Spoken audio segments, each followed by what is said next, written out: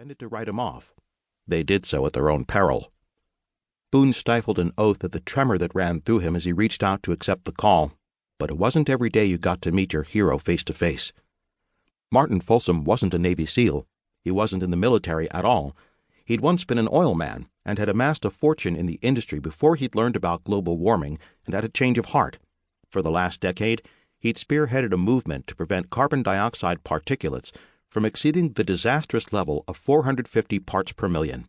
He'd backed his foundation with his entire fortune, invested it in green technology, and used his earnings to fund projects around the world aimed at helping him reach his goal. Folsom was a force of nature, with an oversized personality to match his incredible wealth.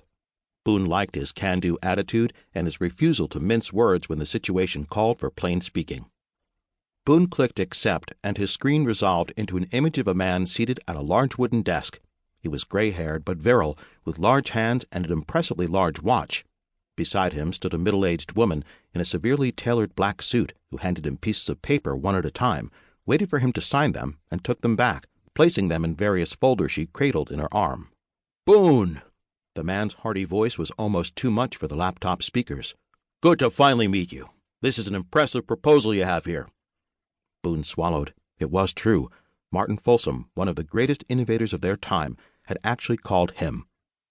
"It's good to meet you too, Mr. Folsom," he managed to say. "Call me Martin," Folsom boomed. "Everybody does. Like I said, it's a hell of a proposal. To build a fully operational, sustainable community in less than 6 months, that takes guts. Can you deliver?" "Yes, sir." Boone was confident he could. He'd studied this stuff for years, dreamed about it, debated it, played with the numbers and particulars until he could speak with confidence about every aspect of the community he wanted to build. He and his friends had gained a greater working knowledge of the fallout from climate change than any of them had gone looking for when they joined the Navy SEALs. They'd realized most of the conflicts that spawned the missions they took on were caused in one way or the other by struggles over resources, usually exacerbated by climate conditions. When rains didn't come and crops failed, unrest was sure to follow. Next came partisan politics, rebellions, coups, and more.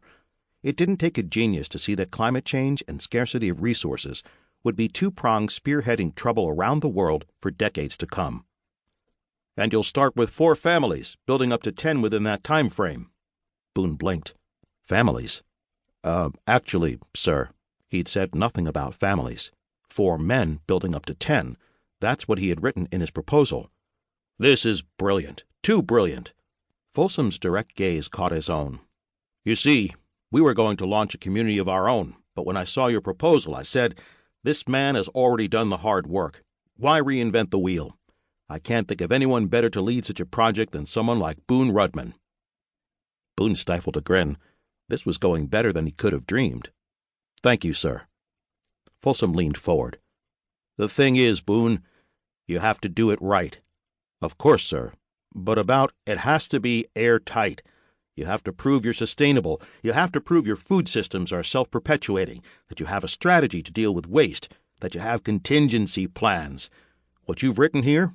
He held up Boone's proposal package. "It's genius. Genius. But the real question is, who's going to give a shit about it?" "Well, hell." Folsom's abrupt change of tone startled Boone into defensiveness. He knew about the man's legendary high-octane personality, but he hadn't been prepared for this kind of bait-and-switch. "You yourself just said—" Folsom waved the application at him. "I love this stuff. It makes me hard. But the American public? That's a totally different matter. They don't find this shit sexy. It's not enough to jerk me off, Boone. We're trying to turn on the whole world." "Oh, okay." Shit. Folsom was going to turn him down after all. Boone gripped the arms of his chair, waiting for the axe to fall.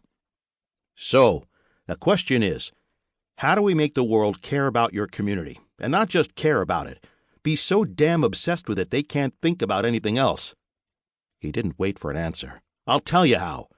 We're going to give you your own reality television show. Think of it.